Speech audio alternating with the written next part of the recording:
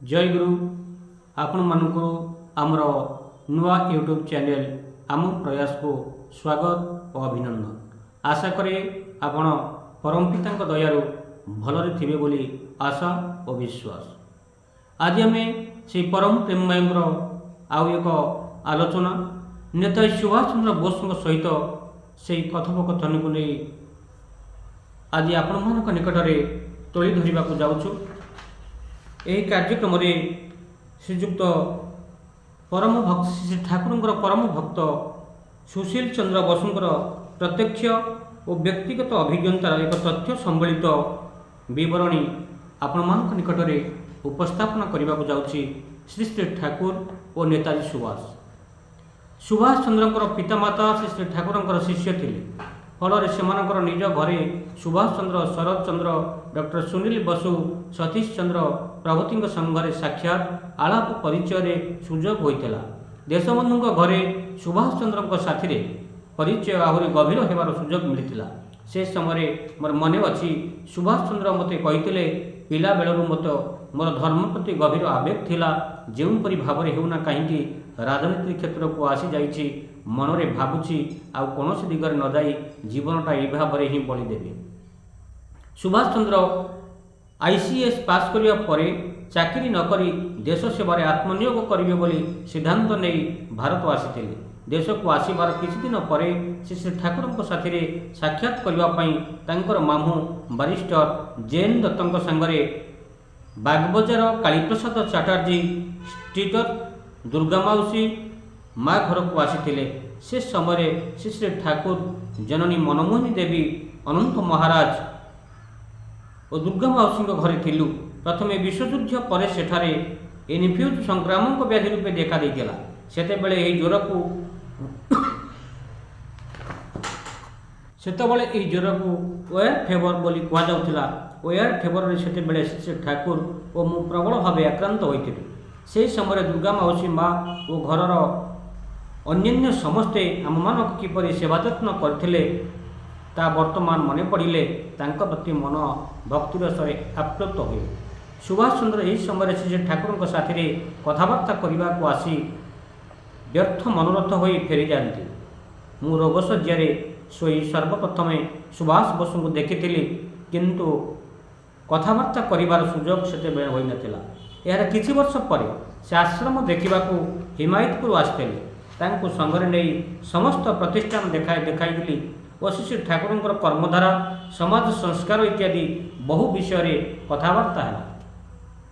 आश्रम देखि से कहले साधारणतः आश्रम बोली लोक माने सन्यासी बा गृह त्यागी आश्रम को ही बुझाती। गृही होई परिवार परिजन सह आश्रम जीवन यापन करिवार दृष्टांत आपण मान ही प्रथमे देखाइछन्ति।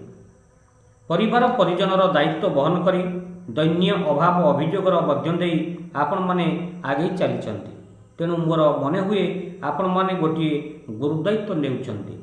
जदि सतरे एहीपरि आश्रम गढ़ी उठी तोली पारंता ताहेले आपण माने देश निकटरे गोटिए उज्जवल दृष्टांत होई रहिबे। गृही होई मध्य आश्रम जीवन यापन करा जाए एकथा लोकमानक पाखरे आउ अविश्वास बोली मने हेब नाही। विवाह और समाज संस्कार कथा शुणी कहले देखंतु ए संबंधरे आपण माने जहा कहिबाकु चाहुछंती ताहा दृढ़ कंठरे लोक माने को आगरे घोषणा करंतु।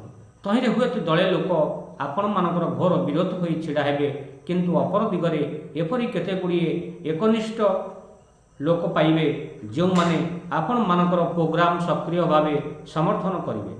सेही मानक साहाय्य ही आपण मानकर कार्य खूब आगे जीव।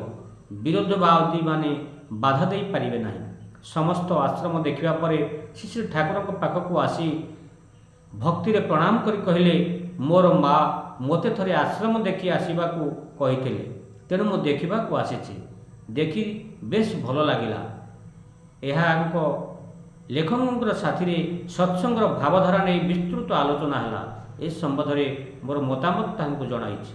श्री श्री ठाकुर तांकर बापा माँ एवं अन्य समस्त कुशल जिज्ञासा कले।